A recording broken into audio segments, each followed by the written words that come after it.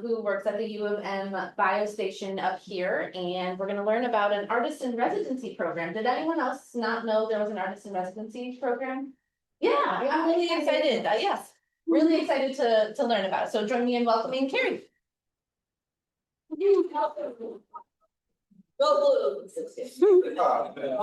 Thanks, everybody. It's really a pleasure to be here and talk with you about our Artists in Residency program and how it meshes beautifully with the science happening at the biological station. How many of you have heard of the University of Michigan's biological station? Great.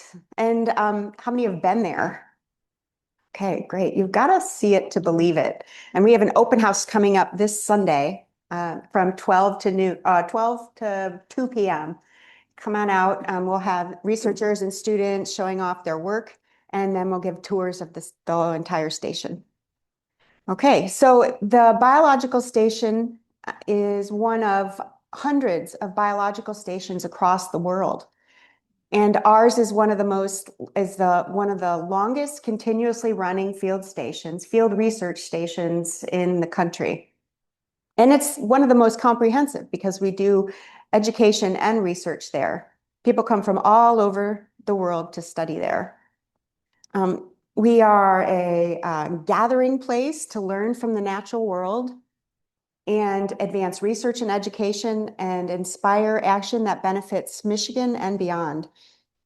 Our 117 years of accumulated knowledge, this is long-term data, and the power of place.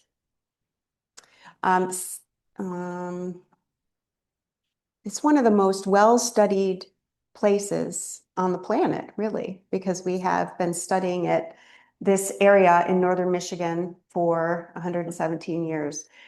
And a lot of that information comes from the students there that are taking classes, which is really important. The research is very broad. It covers whole ecosystem studies, genomics, conservation. And it's important to have these long-term data sets so we can measure change over time.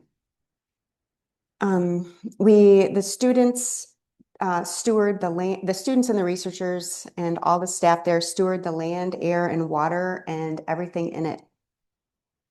We manage 10,000 acres between Douglas Lake and Burt Lake, from I-70 west at I-7 or east at I-75 and west to Pellston. So it's a large area of a bunch of different types of habitats. The students take classes in subjects like forest ecosystems, fishes, insects, mammals, fungi, wetlands, rivers, and birds. Birds is one of the longest running courses at the station. I think it started in 1911. So we know a lot about the birds here. And the magic of the biological station is its community of people. Everybody coming together to do science or to do field work in multiple disciplines. But it's important that they come here to study this place and learn from this place. And it's the same for artists. When they come here, they interact directly, they engage directly with students and researchers and the staff and their families there. And it creates a space for art in a science community, but then vice versa, it helps artists advance their practice and also have a different perspective on their work. We created the Artists in Residence program in 2018. We've had 11 artists in residences. I was a part of the more formal program since then. And we have multiple other independent artist researchers that come to the station to do their work. We recruit broadly, and we use multiple criteria to choose who we're going to have at the station. And a lot of the criteria focus on what kind of community engaged events that they would do and how they would engage the community in their art practice and what they want to get out of it by being in this particular place at this particular time. So the artists embed themselves in the community. They go out with researchers, go to classes with students, talk to them about their work. It helps our researchers see what they study, the systems that they study, the organisms that they study in a different way. So I have a bunch of slides, which I neglected to show you. So I'll go through them now. So our students, the idea is that the students learn from nature, not about nature. And these are some students doing some work in atmospheric chemistry, which isn't exactly what you would think of at a biological station because it's called the biological station. But we have work in atmospheric chemistry. We have towers in the forest that essentially measure the exchange of carbon dioxide between the atmosphere and the forest, kind of like. We have researchers that the piping plover recovery program is based at the biological station. I'm sure you've seen signs up on the beaches around here on the Great Lakes. And here's a picture, a snapshot of our community from 2004, I think it was. You see all ages represented there. And it's been a special place for generations of students and scientists over the years. Okay. This is to just give you an idea of how this really fits into the community at the station. So this is from the artists in residence this year, who I'll talk about, but this is the advertisement to the community art making. It talks about what they will do, where it is, how they will do it, and then why they do it. Do you see that? Your soul requires it for you. Eric Jackson is our artist in residence there right now. He's a teaching artist, and he works with wax resist and dyes to make banners. And so he's making banners with groups of students, and the theme of this is place-based information, knowledge, interaction. Our first artist in residence was Keith Taylor. He's a poet. He's from Ann Arbor. He taught at the University of Michigan. And Keith produced a body of work, including 2 volumes about the place and the people. And he dedicated a lot of the poems and included a lot of the information from researchers in his poems. Last year, we had a musician. His name is Ricardo Lira. He's from Brazil. And he is also a scientist in acoustics and natural sounds, especially birds. He's an ornithologist. And he incorporated into his works the soundscapes of the biological station community and natural environment. He he incorporated music from the students, several different instruments, voices, poetry, spoken word, also songs, and he made a full-length album. And this is the link, the QR code here is the link to the full-length album about the biological station and its community. Can we get that?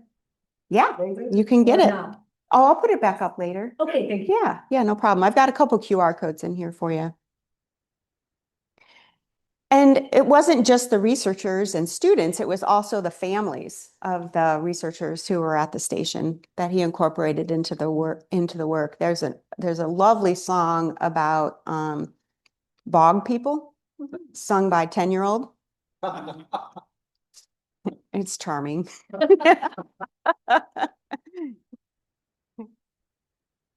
We had a plein air artist, and she painted places on the biological station managed land that were really, really important to researchers and especially students over the years.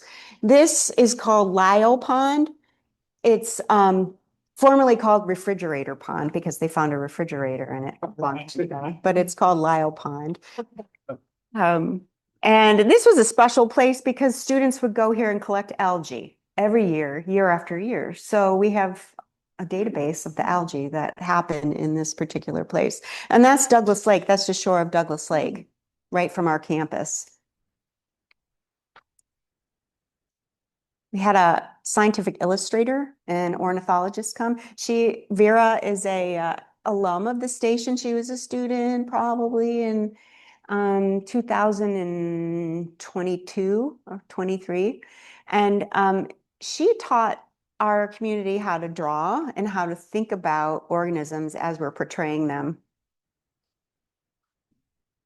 Yeah. And then not only do we have artists in residence as a part of our formal programming, we also have researchers that come to the station just to inform and advance their art practice. This person, Sarah Rose, is a student at University of California, Berkeley. She is an artist and geographer, and she shines a light on, opens our eyes to microorganisms. And these microorganisms are the most important organisms on the planet. She also researches environmental and social histories of a place. And she came on her own with a fellowship, with a research fellowship from the biological station. And it was really, really great to see her interacting with almost everybody in the community on her own. You know, we would make introductions for her. I'd say, you need to meet this person and go out into the field with this person. You have to go to this bog. And she would go around the tables in the dining hall, finding people and going out in the field with them. And that really is how all of them manage at the station. They embed themselves there. This is Leslie Sobel's work, and I have a sticker up here with this painting on it. She studies climate change, and she works in the Arctic, the Antarctic, and she chose to come to the biological station because of the work here going on in mycorrhizal, which is the fungi that's associated, the fungi networks associated with trees. And she looks at mostly below ground systems here, and we have a lot of soil ecologists and biogeochemists at the biological station that she could work with. She's a painter or an artist. She does watercolors, drawing, collage. Yeah. She's a very active artist. Almost everybody in here is an active professional artist. How long do they stay when they come? The artists in residence, we try to have them stay the whole summer as long as possible. So if I could get them there 2 months, like we did Ricardo, the musician, I would love to do that. But sometimes we get them just for 3 or 4 weeks. But we try to have the minimum of 4 weeks. And we like it to span. We like to be in the middle of the summer so it spans both of our programs. So we have a spring term where students come and take 4 weeks of classes, and then we have a summer term, and that's typically the month of July, and students take classes then. So we try to get it over because the artists offer weekly or twice weekly workshops for everybody at the station, usually skill building or actually art making in those workshops. Okay, Kyle Norris. You might recognize his name from National Public Radio. He does a lot of, he does a lot of tributes, obituaries. And he came to the biological station with the desire to document our soundscape. So he went around all of the different habitats, collecting and documenting what each of these places sound like, and then telling stories about them. And as his end project, he created a podcast about the history of the people and the place. And this is the QR code to the podcast. It's very interesting, and you'll learn a lot about the biological station in it. It features one of an associate director he had my position 2 associate directors ago, And he started in 1971, which is the year I was born. And we have only had 3 associate directors at the biological station over the years.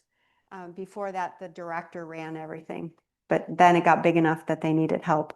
So Is that Mark Potter? that's Mark Paddock. I don't know if any of you have ever heard of him, but he was 93, I think, when he was interviewed for this podcast. And my goodness, the man remembers everything. And he has so much knowledge of the people and the place. Let's see if I have everything about Kyle. All right, this summer alone, we have 2 researchers who are there doing their work. We have Gabrielle Ione Hickman. She's a writer and ethnographer, and she's doing some very interesting work. And you're going to get the sense of the breadth of the kind of work the artists do at the station and what we can help facilitate, given our long history and our I don't know what an ethnologist, ethnographer. I don't know what that is. Okay, ethno is the study of humans, Yeah. people. And so it's like a geographer. Yeah, Yep. okay. An ethnographer studies people. She this is one that's particularly interesting. It really expands what we know and how we see the landscape at the station. Gabrielle's research involves reading the landscape to explore Anishinaabe and Black sense of place and relationships in northern Michigan. So she looks at the history of Anishinaabe and Black people in northern Michigan. And she's been exploring different museums up here, talking to different communities. And it's really great that she's spending time at the station to share this information with the community. She's a graduate student at the University of Michigan. Jeremy Stoll was here this summer. He had applied for the artist in residency here twice. So I called him up and I said, you know what? You're not going to get it this year, but why don't you come to the station anyway? We'll give you a fellowship. So he came for almost 3 weeks this summer and embedded himself with the researchers at the station. And he's working with the researchers to create a series of comics on how native plants adapt to the changing climate. Yeah.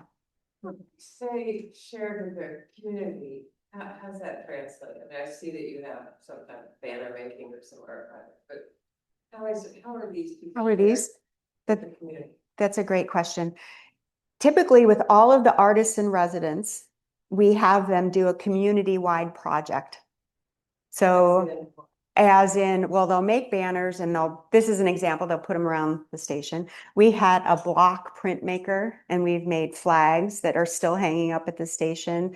The plein air artist gave us two paintings for our dining hall. The community. The is community- station. The community is the biological station community. Oh, okay. You mean the broader community? Yeah, how is it reached from? It Or doesn't, does it? it doesn't necessarily all the time. However, we're trying to change that. So this year, we're working with the Little Traverse Conservancy, and they have summer events and field trips. We're partnering with them on August 2nd to do a banner making workshop at Indian Point, which is the peninsula that sticks out into Burt Lake. And that's a very special place. So that's open to the public, and that's advertised at the Little Traverse Conservancy website too. So if you can make it to that, that'll be pretty special. Okay. Oh, and also you asked about how we share it to the community, but just bringing it back into the biological station, all of the people that come through the station have to actually apply to do their research there. They have to submit proposals. So the artists submit proposals, And the researchers submit proposals and they go into our database, which we keep on all of the work that happens at the station or is based or associated with the station in any way. And those data are all open to the public. You can get them all on our website. So they're shared and open for anybody to see. Okay. Karie Chappelle was also a student at the biological station. She came twice in one summer, and she works a lot with cyanotype art, and I just really like this particular one. Yeah, she's at the University of California. I can't remember which one. And this is from a work that she had published. Okay, Madeline Wattenberg. She came to the station in 2024. She was among 2 artists I think we had that summer. And she was a poet. She's a professor at Lakeland University in Wisconsin, and she worked with our community to help us see how our language shapes the relationships to nature and the non-human world. So that's something, she gave us a lecture, she had workshops, and it just made us think in a different way, change our perspective. She taught us about the interconnection of gender, nature, and poetry. And she talked a lot about the gender of ecology and organisms and systems. And she helped us write a community-wide program. Poem. She helped us write a community-wide poem. She put up some paper on a board that leads up to our dining hall where everybody has to go past multiple times a day, and people could just stop and write down something for this poem. And she compiled it and then shared it out with everybody. And here's a poem that I want to read to you that she wrote. We have a library on our campus, and it's part of the University of Michigan Science Library System. We have a full-time librarian. And while I'm on that topic, I want to tell you that we have 3 public stations in the library, and you can call and make an appointment and access those portals. And they give you access to all the digital resources at at the University of Michigan. So if you're studying something, researching, doing historical work, you can access that information at the station. So just call our main office and we can make an appointment with you. And it has to be in the summertime when we have our librarian there who can help you out. Yeah, so that's pretty new, and that's a really great community resource. Okay, and I didn't print it out, so I have to go over here. Okay. In the science library, all these words, doorways pulled firmly shut and echoed dust down the hallway, the makings and unmakings of several worlds. To categorize, I choose a chair on the upper floor, footfalls shudder the wood beams, pinned between 2 long rows, a dense heat. The books here slowly erode, the consequence of too much water, too much sun, so words slip over melted edges. Science, here's what I will say.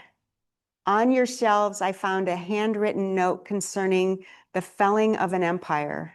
From phycology, migration patterns, arthropods to mammals of North America, which volume will deliver us to whatever end remains? Outside the library, rain falls over the lake to join a larger body.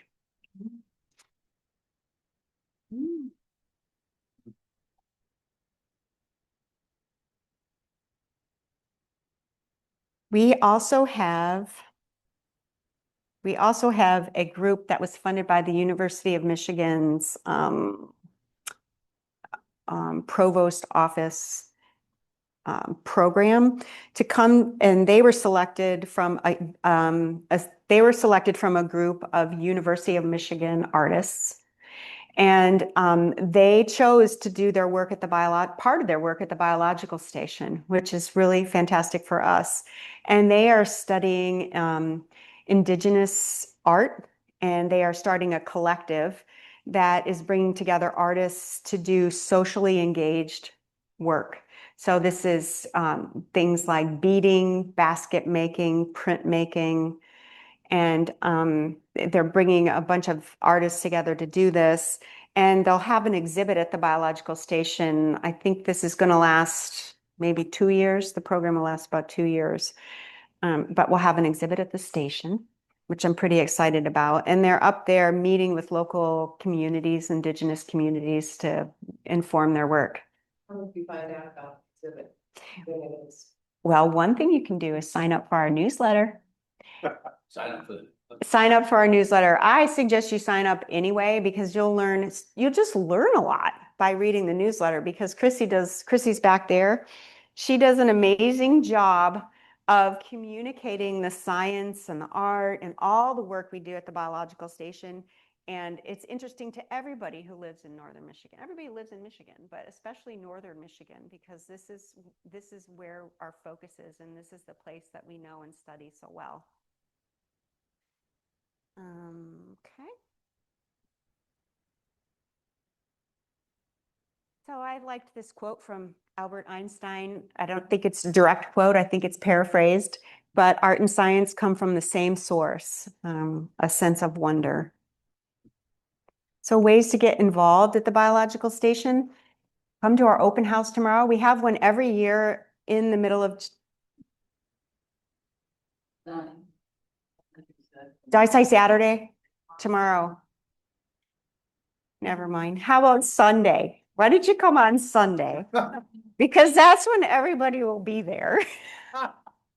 Tomorrow you just get me. Yeah, come to the biological station on Sunday. It's from, what I said was from 12 to 2 p.m.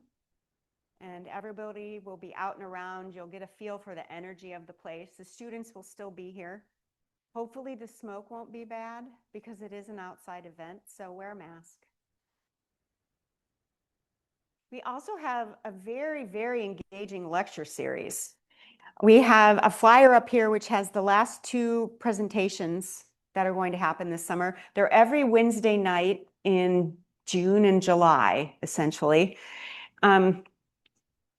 And what happens at these lectures is there's a 30-minute talk by a researcher that we recruit from all over we could recruit from all over the world, but lately it's just been the United States, bringing top researchers in who give really good talks and about their work studying all over the world, but then also bringing it down to how it might relate to the science that the students are doing at the station. So 30 minutes of a talk, 15 minutes for questions, and then we all go outside to this pavilion, which we call the Chatterbox, and talk and just interact. We talk about science. It's a way to engage in science as a community, and everybody participates. So this is a mix of students and graduate students and faculty and researchers, all engaging with each other and talking to the speaker. And we serve ice cream. Oh, yeah. Yeah, and we do get a lot of people from the community to come in to these talks. They're really great. Okay, that's all I got. So if you want me to go back, we'll do some questions, and then I can go back to the QR codes if you want me to. First QR code. Is there any questions? QR. Yeah. What is? Oops, that's too far. Which one was it for? You asked about it. That one. That's the album. It's like nothing you've ever heard before. I can guarantee that. Yeah. Where the land is, why did it? Oh my gosh, that is a great question. Okay, so in the early 1900s, after all of northern Michigan was logged and burned, and the railroads were either built or not built or failed. There was Colonel Bogardus based in Pellston, who was done with the land. He sold it to the University of Michigan. The university, it was you know what, I don't know the acreage of that, but that was the first parcel. There was nothing there. There was nothing there. No, it was totally denuded because it was logged and then it was burned several times because of the slash that was left on the ground. Why did the U of M buy it? So they bought it because they wanted a place for engineers to come up and do their survey work. So then the engineers were there for a few years and the biologists moved in, but they were down the shore a ways. The engineers decided to move to Wyoming, and that is the University of Michigan's Camp Davis, which is run by the Earth and Environmental Science Department. And they have courses for students, but they don't have research out there. So that's still the state of Wyoming. State of Wyoming? Yes, Oh my gosh. the Wyoming, the big one. It is still there. Yeah, it's a pretty neat spot. So then when the engineers left, the biologists moved in. They came down, took over the main campus. Our main campus is right off Riggsville Road, probably halfway between Pellston and I-75. And that was the main campus. It's always been the main campus. It's about 20 acres. And so then over years, they kept accumulating property, either by gifts or purchasing. And they did it because they wanted to use it for research and education. And so over the years, it's been built up. And the last two acquisitions we made were, we acquired an in-holding. It was surrounded by U of M land. So we acquired that 40 acres. And then before that, we acquired a fen that our students used all the time. So what we did for that is we just put out a call to students and faculty from over the years, and they donated the money to buy the property. Wow. Within like 3 weeks. Wow. You know, that's how special these places are to people.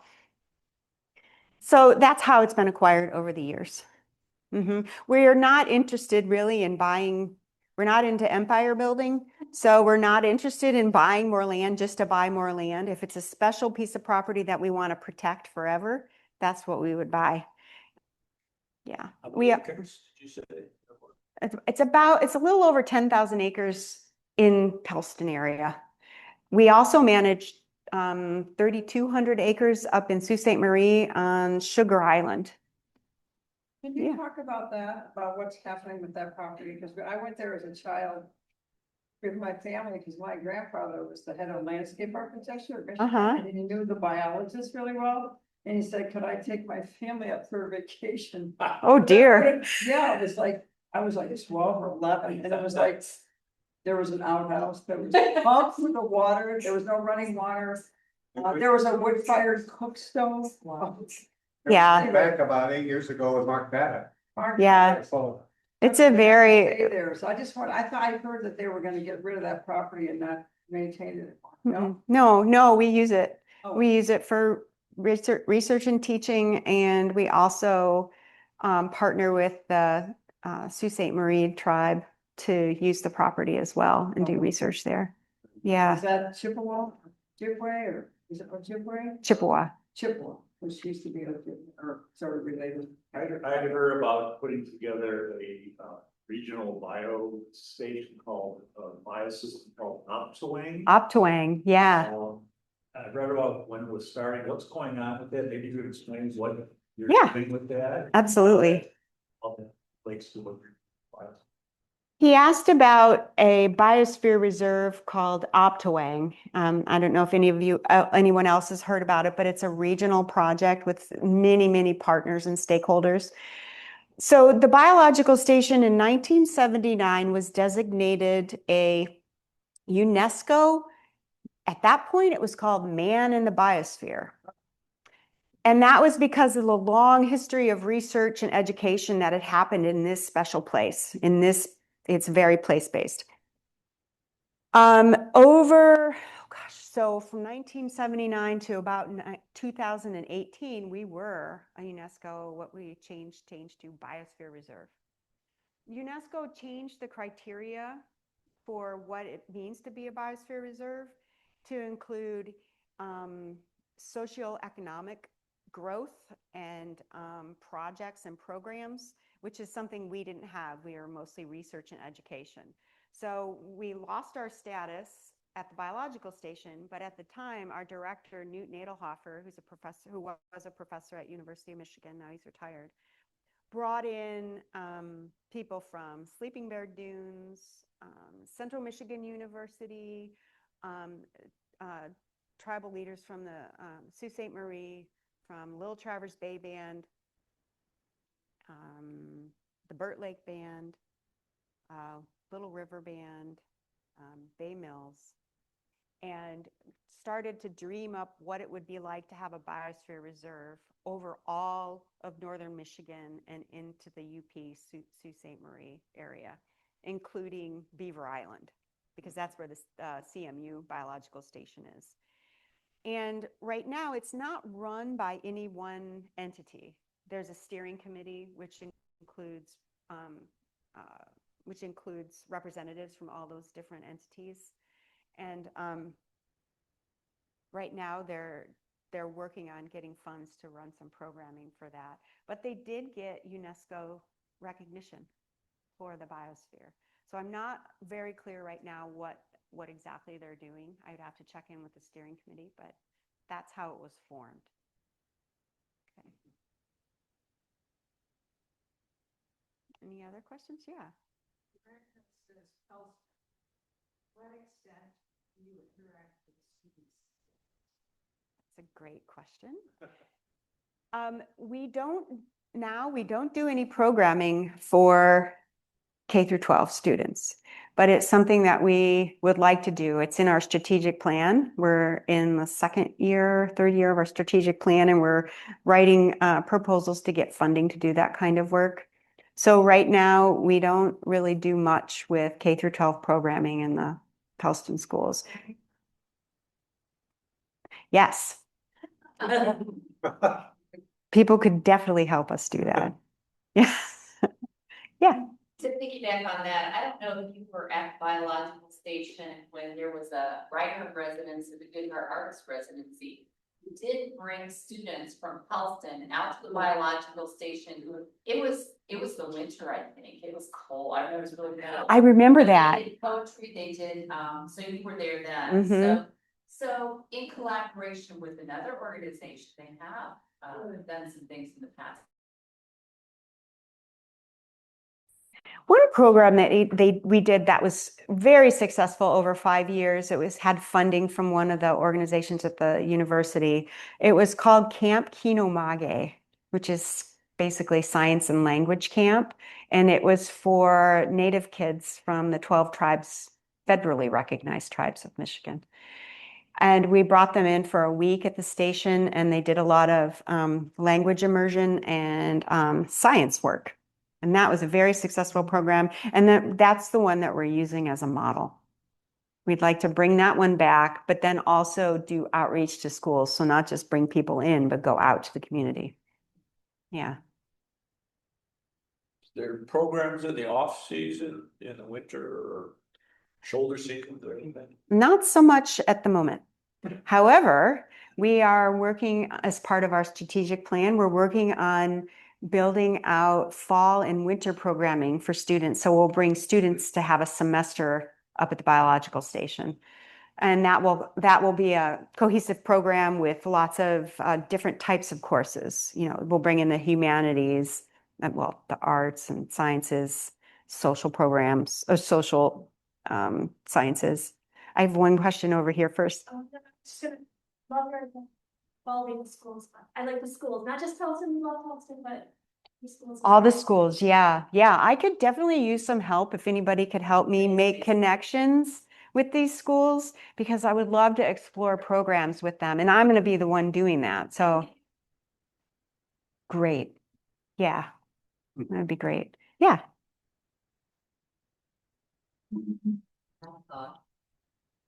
It went on.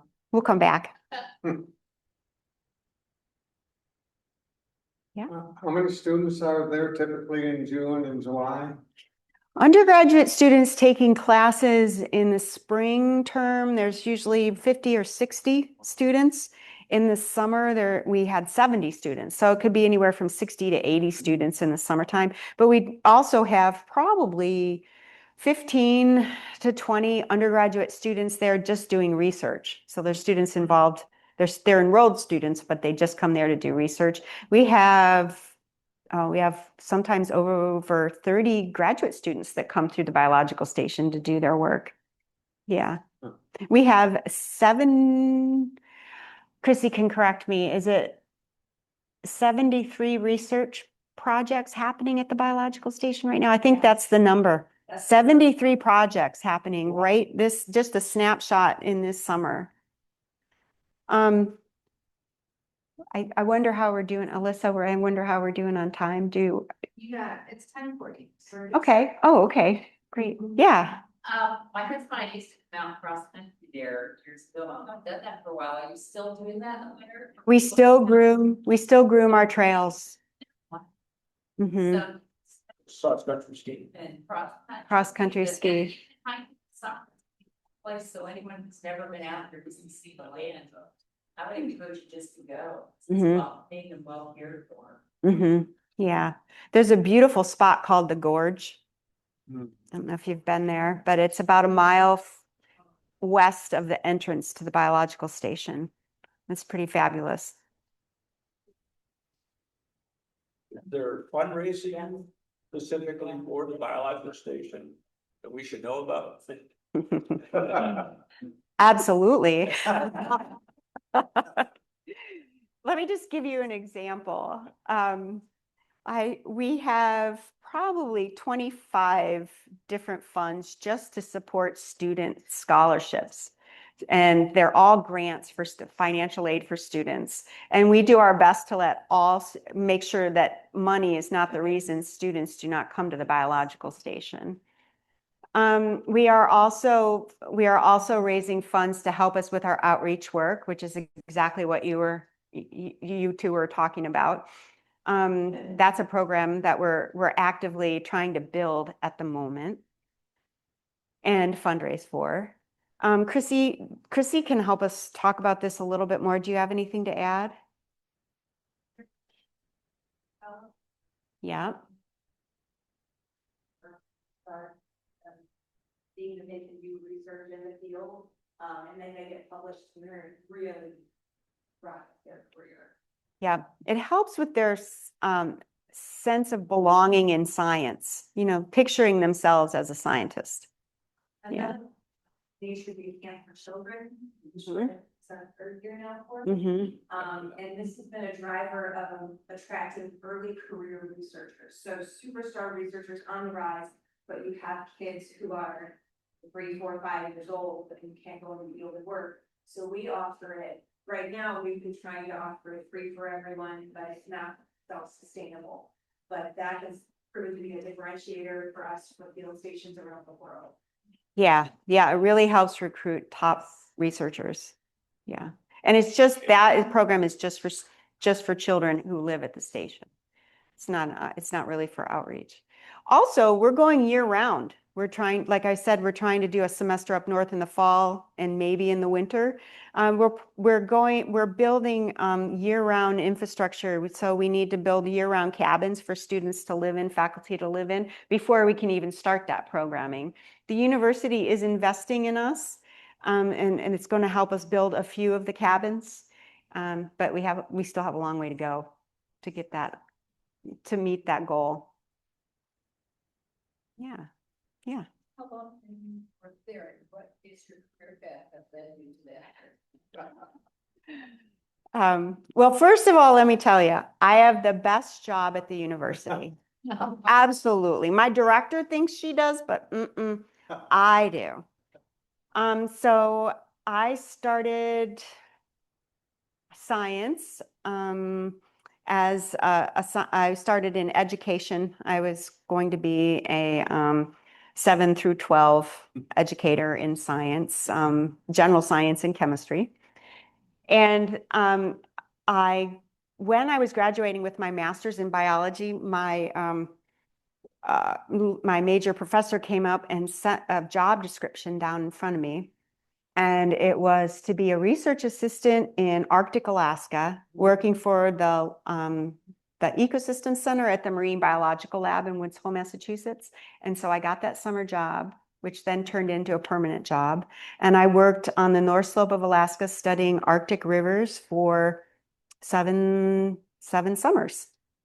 And in the winter, I did all the chemistry for the work and wrote up the work in Woods Hole in the winters.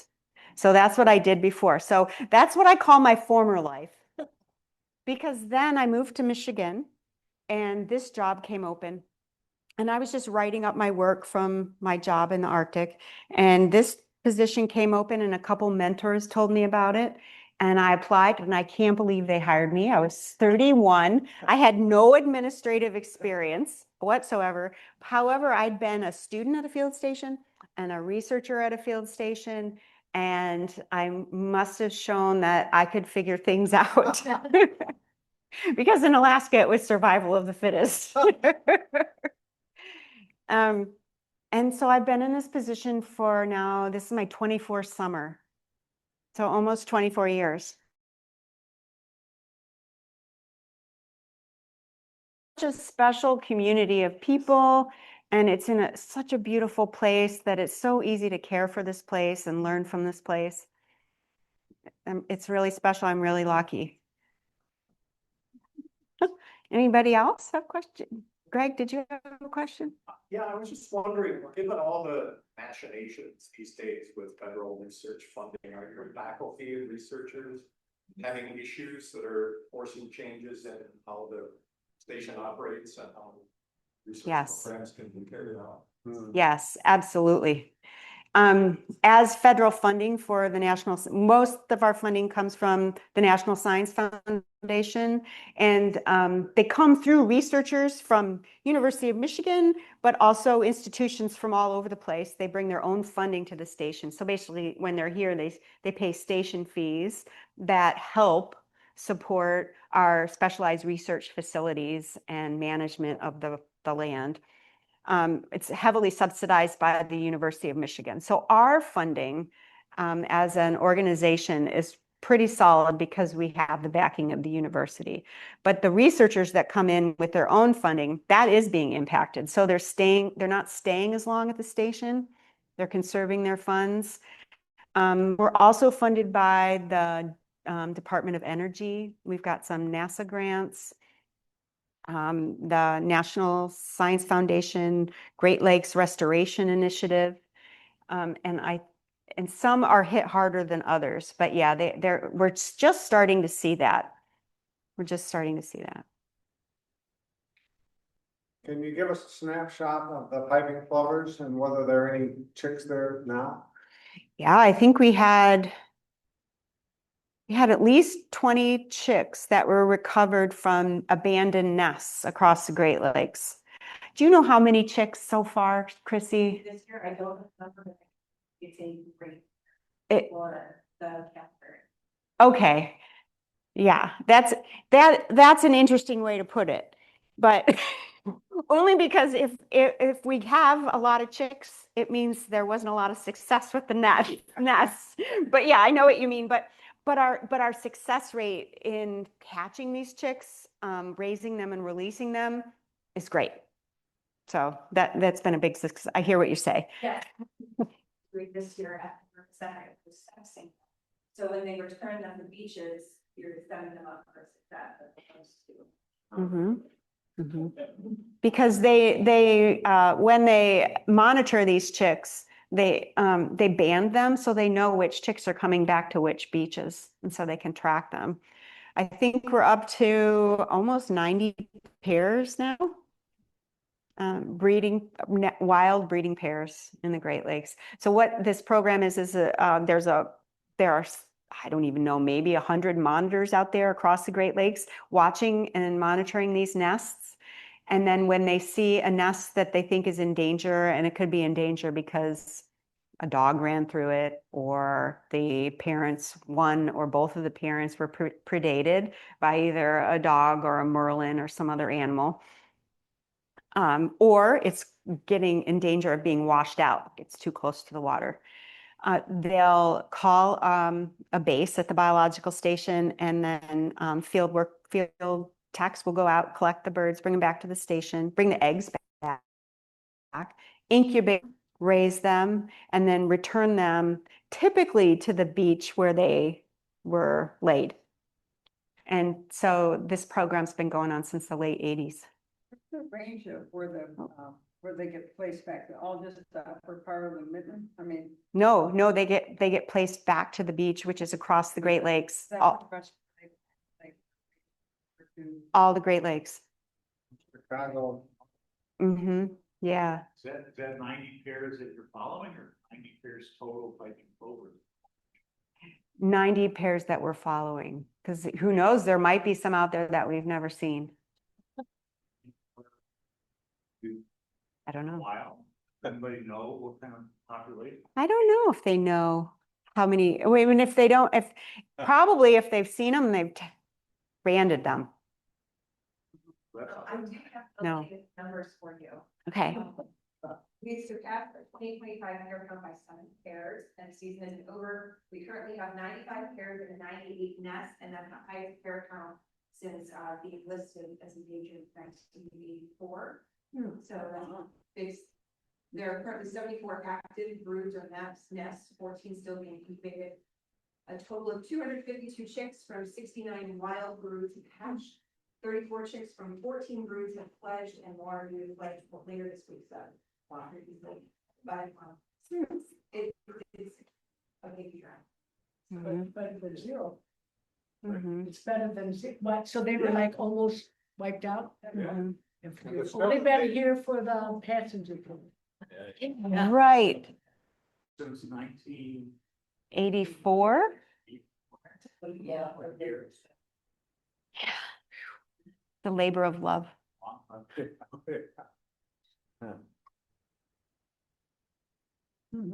Anybody else? What's your favorite part of the job? The students. Interacting with the students is my absolute favorite, because there's so much energy, and the place really changes the way they see the natural world, and you can watch it happen. Yeah, the students for sure. Okay.